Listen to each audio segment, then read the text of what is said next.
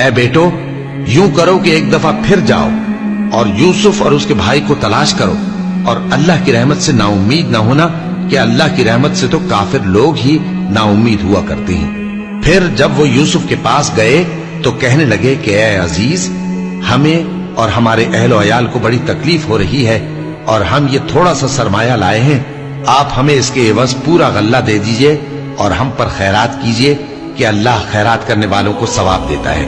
یوسف نے کہا، تمہیں معلوم ہے کہ جب تم نادانی میں پھنسے ہوئے تھے تو تم نے یوسف اور اس کے بھائی کے ساتھ کیا کیا تھا؟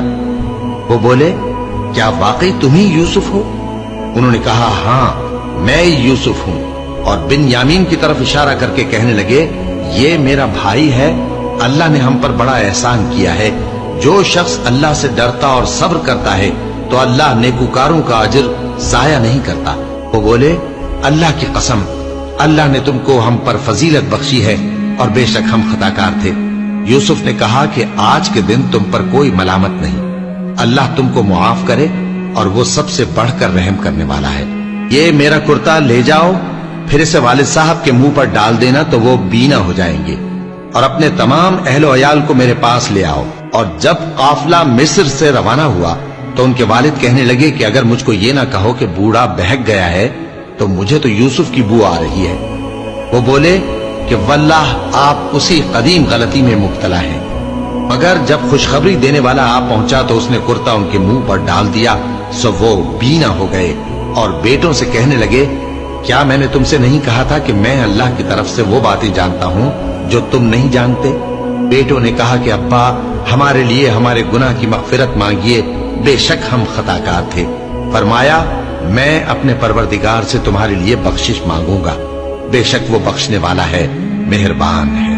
پھر جب یہ سب لوگ یوسف کے پاس پہنچے تو انہوں نے اپنے والدین کو اپنے پاس جگہ دی اور کہا، مصر میں داخل ہو جائیے، اللہ نے چاہا تو امن و امان سے رہیے گا۔ اور اپنے والدین کو تخت پر بٹھایا اور سب ان کے آگے سجدے میں گر پڑے۔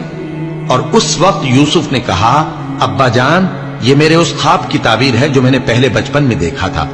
میرے پروردگار نے اسے سچ کر دیا، اور اس نے مجھ پر بہت سے احسان کیے ہیں کہ مجھ کو قید خانے سے نکالا، اور اس کے بعد کہ شیطان نے مجھ میں اور میرے بھائیوں میں فساد ڈال دیا تھا، آپ کو گاؤں سے یہاں لایا۔ بے شک میرا پروردگار جو چاہتا ہے تدبیر سے کرتا ہے، وہ علم والا ہے، حکمت والا ہے۔ جب یہ سب باتیں ہو لیں تو یوسف نے اللہ سے دعا کی کہ اے میرے پروردگار، تو نے مجھ کو حکومت سے نوازا اور خوابوں کی تعبیر کا علم بخشا۔ اے آسمانوں اور زمین کے پیدا کرنے والے، تو ہی دنیا اور آخرت میں میرا کارساز ہے۔ تو مجھے دنیا سے اپنی اطاعت کی حالت میں اٹھائیو اور آخرت میں اپنے نیک بندوں میں داخل کیجو۔